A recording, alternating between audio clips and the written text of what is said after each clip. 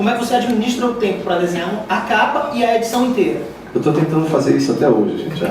Bem, não tem. Por exemplo, a DC especificou que eu faço capa do dia 20 a 25 todo mês. Então eu tenho que ter na mente que eu tenho que ter esse tempo para capa. Então, como eu estava fazendo capa em tons de cinza, que requer muito mais tempo, requer muito mais esforço, requer coisa mais trabalhada, então eu estava gastando em média de meio, 2 dias para fazer uma capa. Isso se o layout fosse aprovado logo de cara, né? Porque às vezes a DC ela tem um editor só de capas, né? O Mark Chiarello.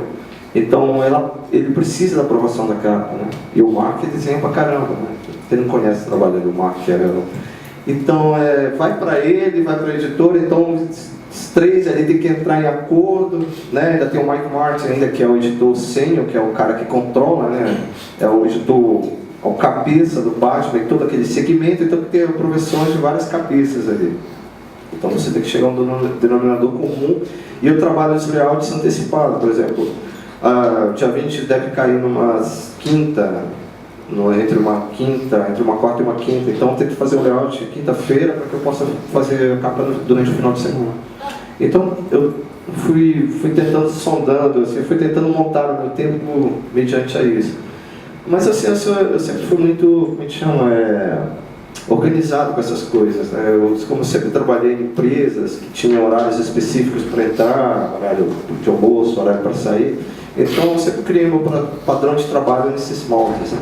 Então ajuda para o desenhista organizar o seu tempo de trabalho, o que ele vai fazer, cada etapa. Ajuda. Ao longo da semana, né? Porque eu conheço desenhistas que não organizam. O cara simplesmente senta e vai desenhando, cansou e para. Depois volta e... São sistemas de trabalho muito distintos, né? Olha, existe desenhista e existe máquina de desenhar, é diferente. Desenhista mesmo é o cara que sente prazer naquilo que ele está fazendo. Ele não está fazendo por obrigação, ele está fazendo por prazer. Mas só que ele tem uma vida social e ele tem que levar em conta isso.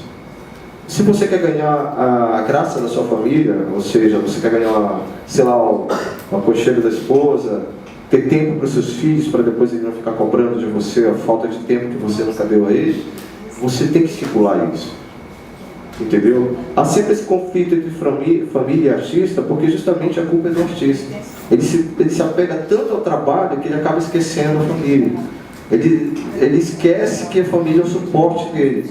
Que se a família dele não estiver legal, ele não vai render no trabalho dele. Bem, quando a DC me deu a notícia que o George Pérez assumiria o Superman, ela me ofereceu 5 títulos, jogou sobre a mesa, disse: Ed, você escolhe entre esses 5 títulos, e entre eles estava justamente o Nightwing. Estava o Superboy, estava o Stormwatch também, o Nightwood, e tinha os outros 2 que eu não lembro de jeito, né? Então, a primeira coisa que eu perguntei ao Dan Didio, quem são os escritores? Aí ele foi colocando a lista de escritores. Aí eu vi que no Nightwing, o escritor era acabou sendo o outro, né? Eu assumi com que infelizmente acabou que é o James Robinson, que acabou não dando certo, mas acredite, a história estava do caramba. Não, eu sei, eu adoro o James Robinson. Pois é, e o James, eu aceitei o Nightwing, fazer o Nightwing porque eu sou amigo do James. E a gente está muito bem, e nós trabalhamos no Blackest Night, associar o Blackest Night Superman junto, e no War of the Superman, Guerra do Superman, acho que aqui, né? Então, a gente já tinha uma parceria, tinha trabalhado mais de 1 ano junto, então aceitei, não só pelo escritor, mas também porque eu gostava do personagem. E eu também queria sair da linha Superman, eu queria entrar na linha Batman. E aquilo para mim foi muito triste quando eu vi que o James acabou desistindo do título. Eu já tinha o roteiro pronto, eu desenhei 7 primeiras páginas e eu achei que o roteiro estava fantástico. E a ideia dele para o restante toda das 7 primeiras edições eram maravilhosas, eu adorei. E infelizmente não deu. Quando apresentaram o Kyle Higgins, eu não conhecia ele. Eu perguntei pro Joey Prado, que é o meu agente: pô, Joey, cara, estou colocando um roteiro desconhecido para trabalhar comigo, cara. Isso não é legal. Talvez o Nightwing não vai vender nada. Aí o Joey conversou com o Dan Didio e o Dan falou: Ed, Você não precisa de um escritor famoso para fazer a história acontecer. Você pode fazer isso muito bem. E incumbiu as responsabilidades das minhas costas de, tipo, fazer não só os desenhos, mas coordenar essa parte de criação toda. Então, o Nightwing, todos os personagens criados no Nightwing, sou eu que crio eles. A gente está trabalhando junto, eu e o Caio, por exemplo, dos espetáculos. Por exemplo, a edição 10, que nós vamos começar a trabalhar a partir de agora. Os personagens eram uma coisa, eu dei a ideia para ser uma coisa totalmente diferente. As capas, eu estou tendo aquela liberdade de... amanhã, muito no workshop, eu vou falar sobre isso, eu vou até mostrar que o editor dá uma ideia e quando ele recebe a arte, é totalmente avesso àquilo que ele tinha pedido. Então, assim, há essa liberdade entre o editor, entre eu e os editores, há confiança nessa parte, né?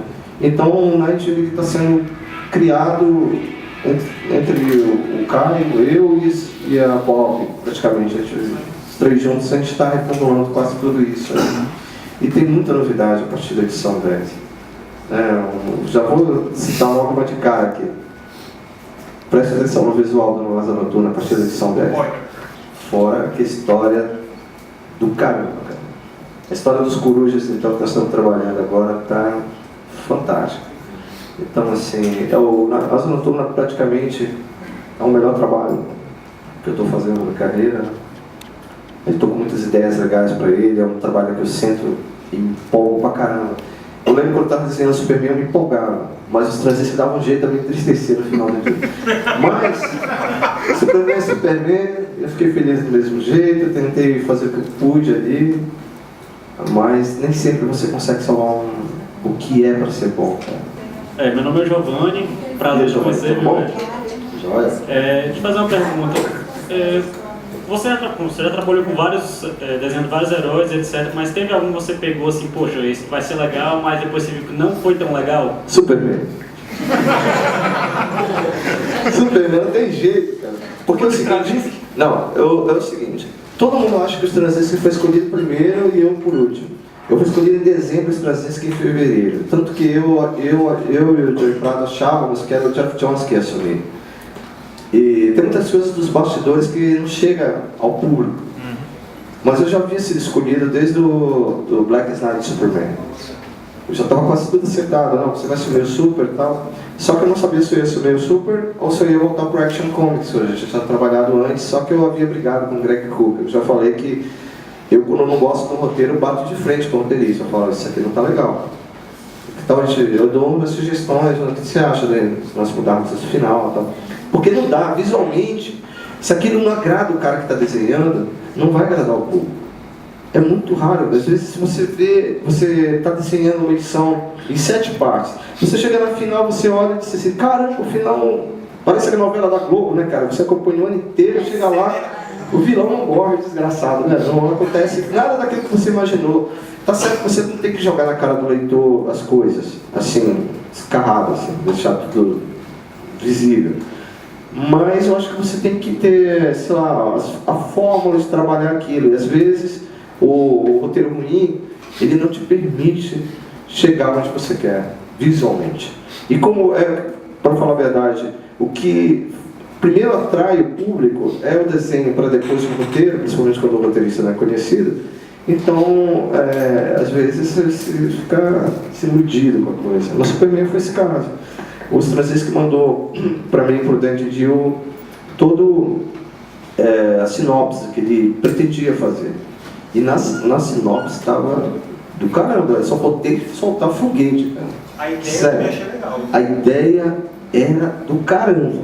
Eu não sei o que houve, ele teve problema de saúde também, né? Tem que levar em conta isso. Mas eu não sei o que houve com ele, que aquilo que era para ser maravilhoso foi bom durante uns 3, 4 edições, depois parece que 3, né? Aí quando entrou o Robinson no final, ele deu uma melhorada. Aí já pude ter mais uma... Como é que pode ser? Certo prazer, né? O prazer voltou, entendeu? Tanto que você pegar a edição 9 do Superman, da 709, eu não sei como é que está saindo aqui no Brasil, que tem o Superman no como é que chama? Junto com os outros Superman do futuro, de vários lugares. Aquilo deu um prazer imenso de ter feito aquilo. Aí você vê o desenho animado, entendeu? Não é que nem no Nightwing, que você pega as sequências do Nightwing, você vê uma edição superando a outra. Tanto em arte quanto em roteiro. Você vê há prazer naquilo ali, entendeu? No Superman eu senti prazer em trabalhar porque era o Superman, mas não senti prazer por causa da história. Era diferente, eu ficava alegre todo dia porque eu estava desenhando aquilo que eu mais queria desenhar. Mas eu ficava triste porque eu estava desenhando a pior das histórias que eu já havia desenhado na vida, entendeu? Então, eu não consegui unir os dois desejos, que é o desejo de você desenhar, aquele prazer de você desenhar os seus personagens preferidos e o prazer de estar desenhando uma grande história.